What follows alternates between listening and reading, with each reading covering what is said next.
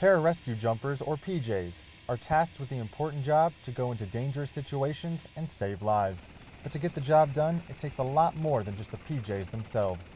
The 83rd Expeditionary Rescue Squadron at Bagram Airfield, Afghanistan, has to be ready to go at any time, day or night. To stay prepared and ready during their deployment, it takes over 80 airmen.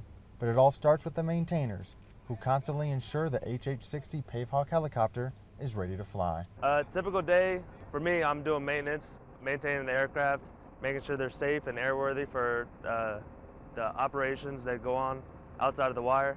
Basically, every 3 days we'll do a pre-flight to thoroughly look over the aircraft, make sure they're flight worthy and safe for flight. And any type of maintenance that comes up in between those pre-flights, we'll take care of that as well. With the maintainers making sure the HH-60s are ready to go at a moment's notice, the team must stay prepared as well. Basically, we continue to train on a regular basis. We conduct medical classes and litter drills, basically trying to stay sharp on all the life-saving skills that we might need to put into action. When an alert comes in for a rescue, a PJ team will get in the air as fast as possible. But there are some dangers they face when going outside the wire to save someone's life. Dangers going outside the wire. For our helicopter, it's basically small arms fire. And then here in Afghanistan, it's terrain and power limitations.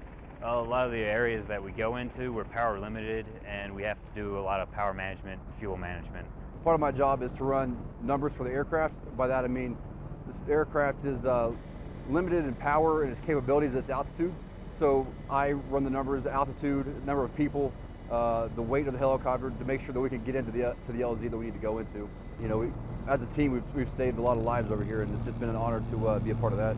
Senior Airman Anthony Hetledge, Bagram Airfield, Afghanistan.